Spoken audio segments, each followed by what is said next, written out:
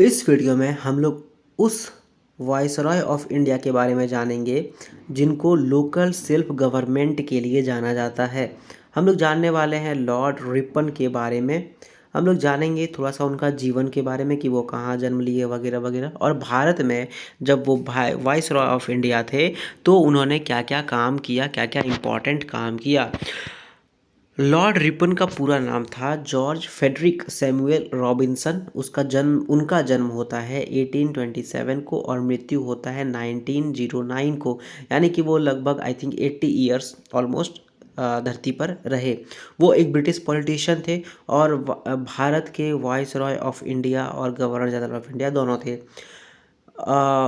वो जितने भी ब्रिटेन के जितने भी लिबरल गवर्नमेंट बनी उनके कैबिनेट में वो कार्यरत थे, कभी मिनिस्टर के पोस्ट पे, कभी कुछ और पोस्ट पे। वो इन सब चीज़ों पर कार्यरत थे 1861 से लेके 1908 तक। भारत में वो 1880 से लेके 1884 यानी कि 4 साल के लिए वो वाइसरॉय ऑफ इंडिया थे। उनका भारत में जो स्टिंट था, यानी कि जो भारत में उनका कारनामा थे, उनके बारे में अब हम लोग कुछ कुछ जानते हैं। सबसे पहले उनको माना जाता है लोकल सेल्फ गवर्नमेंट के लिए।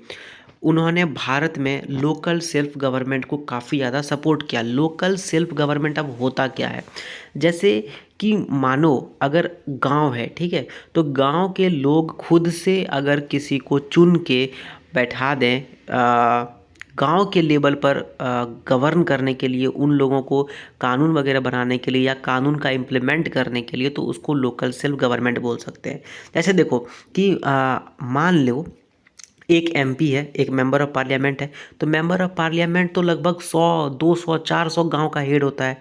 लेकिन यही अगर हम 10-20 गांव का एक हेड होने लगे तो कितना ज़्यादा आसानी हो जाएगा, लोगों को बोलने का भी हो जाएगा। वो उन लोगों का मुखिया है, ठीक है। जैसे मान लो 4 गांव, 10 गांव, 20 गांव, इनका एक हेड। फिर ऐसे करते करते 50 हेड मिलेगा, 50 मुखिया बनेगा, उसका एक मुखिया जो एमपी, ठीक है। तो इस तरह क्या होगा, लोग ज़्यादा जुड़ सकेंगे सरकार के साथ, सरकार की नीतियों के साथ, सरकार का जो योजनाएं होंगे उसके बारे में वो लोग ज़्यादा जुड़ सकेंगे। तो इन्होंने क्या किया, लॉर्ड रिपन ने क्या किया, म्युनिसिपल गवर्नमेंट लाया। जो आपका पंचायती राज जो है वो गांव में होता है, म्युनिसिपल गवर्नमेंट ठीक वही चीज़ शहर में होता है। तो शहर में वार्ड में बढ़ जाएगा और वार्ड का एक एक वार्ड पार्षद होगा, फिर एक मेयर होगा, और इसी तरह से बनता है म्युनिसिपल गवर्नमेंट। तो म्युनिसिपल गवर्नमेंट उन्होंने स्टार्ट किया भारतवर्ष में पूरे, और उन्होंने लोकल सेल्फ गवर्नमेंट एक्ट 1882 को उन्होंने लेके आया, उनको पास कराया, ठीक है। ये जो लेजिस्लेशन था, ये जो एक्ट था, इससे भारतीयों को ज़्यादा कह सकते हो आप हथियार मिल गया या ज़्यादा बोलने की शक्ति मिल गई। वो अब वोट से अपना जो उनका जो भी एडमिनिस्ट्रेशन होगा, जो प्रशासनात्मक जो भी चीज़ें होंगी, ढांचा होगा, वो सारी चीज़ें वो खास करके म्युनिसिपल लेवल पर, यानी कि छोटे छोटे पूरे देश के लेवल पे तो नहीं, बट हाँ म्युनिसिपल लेवल पर वो कर सकता है। यानी कि एक डिस्ट्रिक्ट लेवल पर वो कुछ अपना, उनको ज़्यादा बोलने का अधिकार दिया गया, करने का अधिकार दिया गया, कि वो भी जो है वो सरकार की नीतियों के साथ जुड़ सके। लॉर्ड रिपन के कार्यकाल में उन्होंने सबसे पहले तो वर्नाकुलर प्रेस एक्ट, जो कि जिसके बारे में हम लोगों ने लॉर्ड लिट्टन वाले में जाना था कि वो बहुत ही गंदा एक्ट था। उससे क्या हो रहा था कि प्रेस जो है, जो पेपर निकलता है, वो दब जाता है, उनका कहने का शक्ति दब जाता है, वो गवर्नमेंट को क्रिटिसाइज़ नहीं कर पाता था, गवर्नमेंट के बारे में बुरा नहीं बोल सकता था। तो इस चीज़ को उन्होंने वर्नाकुलर प्रेस एक्ट को उन्होंने रद्द कर दिया। लॉर्ड रिपन ने क्या किया, लॉर्ड रिपन के कार्यकाल में एक बिल आता है जिसका नाम है इल्बर्ट बिल, जिसको लॉर्ड रिपन ने सपोर्ट किया। अब इल्बर्ट बिल क्या था, इल्बर्ट बिल में ये कहा गया कि जो भी भारत में यूरोपियन ब्रिटिशर्स है, क्योंकि देखो भारत में बहुत सारा ऐसा ऑफिसर था जो कि ब्रिटिशर था, बहुत सारा आर्मी में ऐसा कमांडर्स था या कैप्टन्स था जो कि आपका ब्रिटिशर था।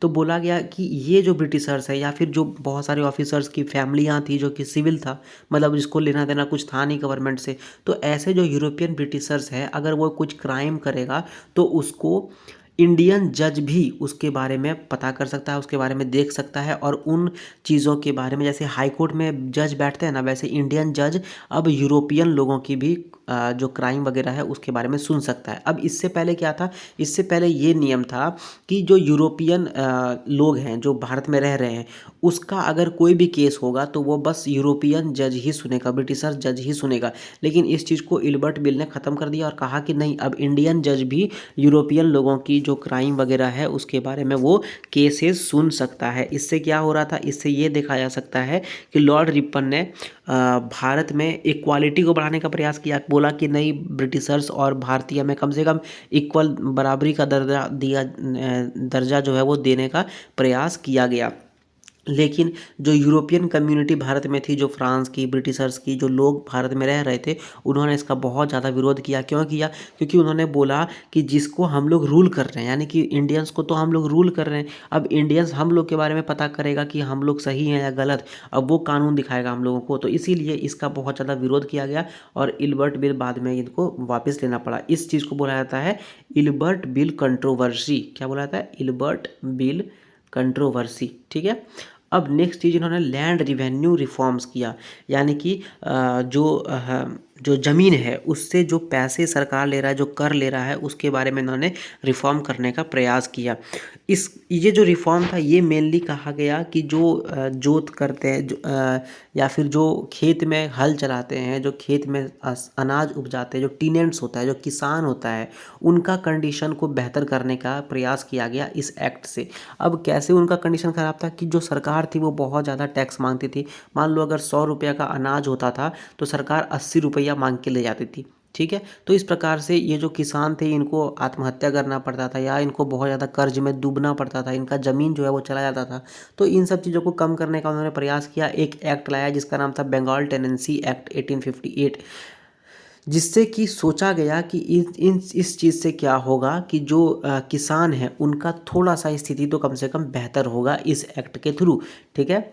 उसके बाद इन्होंने इंडियन फेमाइन कोड को भी लाया, क्योंकि उस ज़माने में सूखा बहुत ज़्यादा पड़ता था। सूखा पड़ने का मेन कारण ये था कि कहीं पर बारिश नहीं हुआ, बारिश नहीं हुआ तो पानी नहीं आएगा, पानी नहीं आएगा तो खेती नहीं होगा, खेती नहीं होगा तो अनाज पैदा नहीं होगा, अनाज पैदा नहीं होगा तो सूखा पड़ जाएगा। तो इसलिए उन्होंने सूखा को कंट्रोल करने के लिए इंडियन फेमाइन कोड लाया। उन्होंने बताया कि अगर कहीं किस जगह पर सूखा पड़ेगा तो उस समय प्रशासन को क्या करना चाहिए, कैसे लोगों को अनाज देना चाहिए और कैसे लोगों को मरने से रोकना चाहिए। ठीक है। तो इन सब रिफॉर्म से जो है वो लैंड रिवेन्यू कलेक्शन का थोड़ा बहुत जो इशू है वो बेहतर हुआ। उसके बाद लैंड टेन्योर, मतलब जो किसान है वो कितने दिन एक खेत में वो कितने दिन खेती करेगा, क्या उनका कुछ फिक्स होगा, ये सब चीज़ों को बेहतर करने का प्रयास किया गया। एजुकेशन का अगर बात करें तो लॉर्ड रिपन के समय में ही हंटर कमीशन का अपॉइंटमेंट होता है। हंटर कमीशन 2 बार होते हैं, एक होता है 1882 वाला में और एक होता है 1919 में। ठीक है।